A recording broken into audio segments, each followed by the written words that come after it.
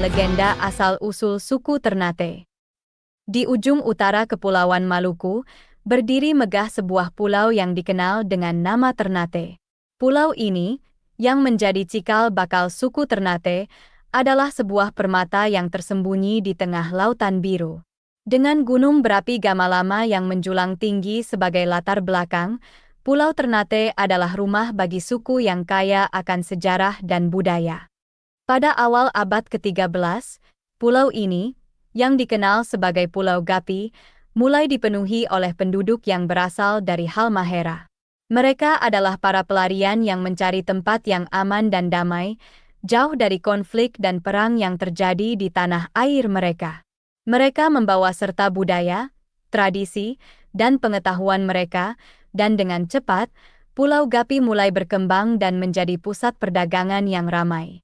Di Pulau Gapi, terdapat 4 kampung yang masing-masing dikepalai oleh seorang momole, atau kepala marga. Mereka adalah pemimpin yang bijaksana dan berani, yang memimpin rakyat mereka melalui masa-masa sulit dan tantangan. Mereka adalah yang pertama kali membuka pintu mereka untuk para pedagang yang datang dari berbagai penjuru, mencari rempah-rempah yang kaya dan beraroma. Pedagang-pedagang ini datang dengan kapal-kapal mereka, membawa barang-barang dari tanah jauh, dan mereka tertarik oleh rempah-rempah yang tumbuh subur di Pulau Gapi. Mereka berdagang dengan penduduk setempat, dan dengan cepat, berita tentang kekayaan dan keramahan Pulau Gapi menyebar ke seluruh dunia.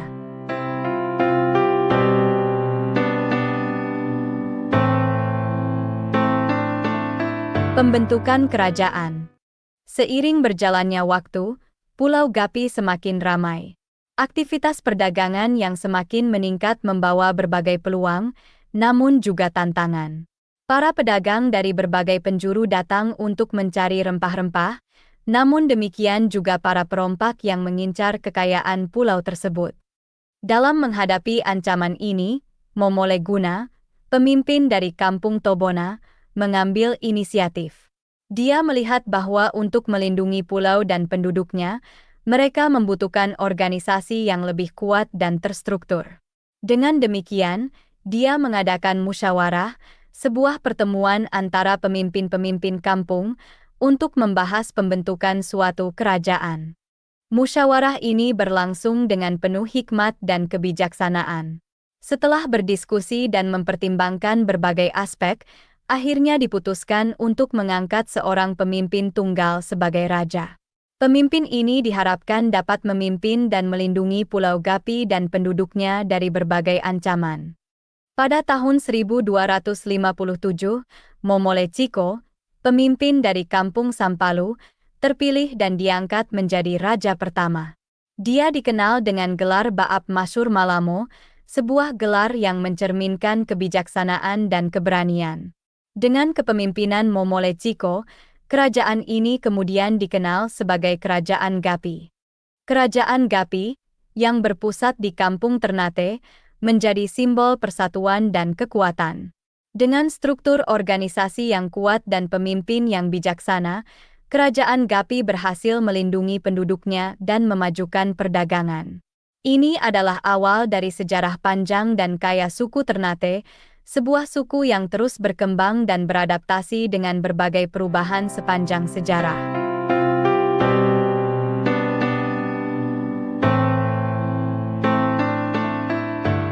Di bawah kepemimpinan beberapa generasi penguasa yang bijaksana dan berani, Kerajaan Gapi mengalami transformasi yang luar biasa.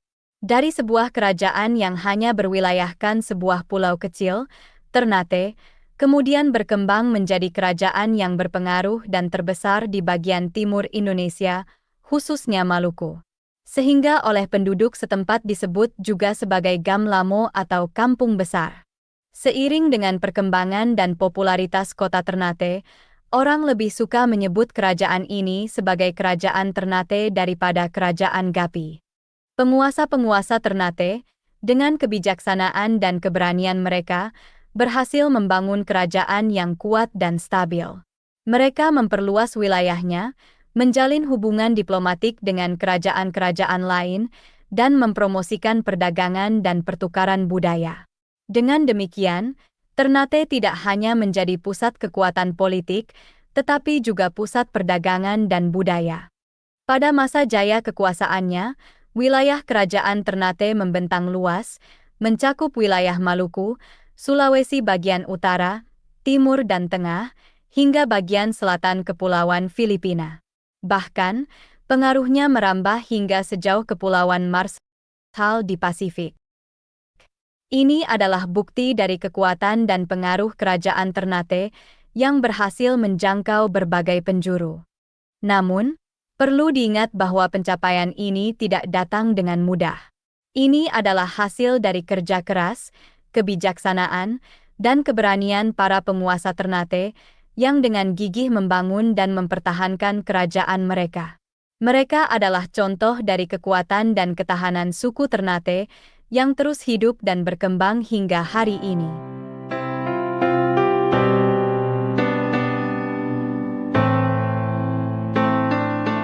Pengaruh Islam dan perubahan struktur kerajaan.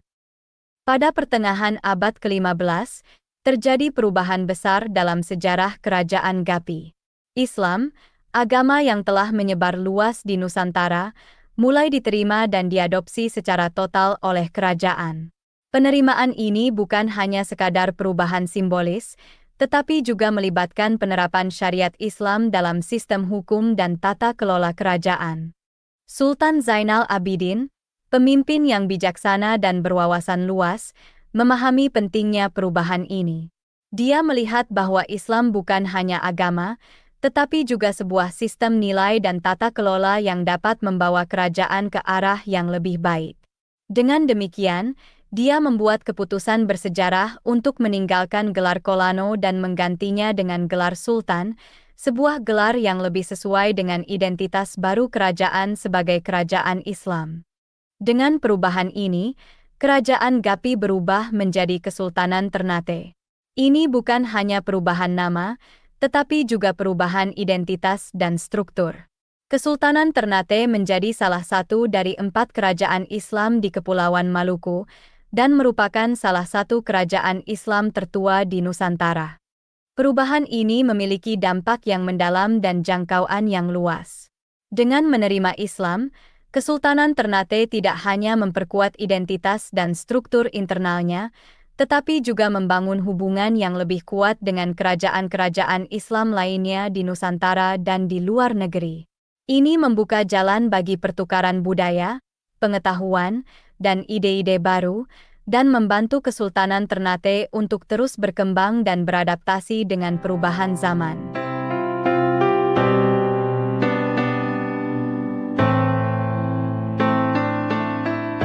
Warisan dan pengaruh suku Ternate saat ini. Saat ini, tahta Kesultanan Ternate dipegang oleh Sultan Syarifuddin bin Iskandar Muhammad Jabir Shah. Sultan Syarifuddin merupakan pemimpin yang bijaksana dan berwawasan luas, yang berkomitmen untuk mempertahankan warisan budaya dan sejarah suku Ternate. Suku Ternate, di bawah kepemimpinan Sultan Syarifuddin, terus mempertahankan dan merayakan warisan budaya dan sejarah mereka. Salah satu contoh paling nyata dari ini adalah tarian khas etnis Ternate, Soya-Soya. Tarian ini adalah simbol dari kekuatan dan ketahanan suku Ternate dan merupakan bagian integral dari perayaan dan upacara adat mereka.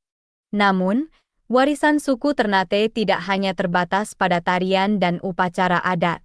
Mereka juga terus mempertahankan mata pencaharian tradisional mereka sebagai petani dan nelayan.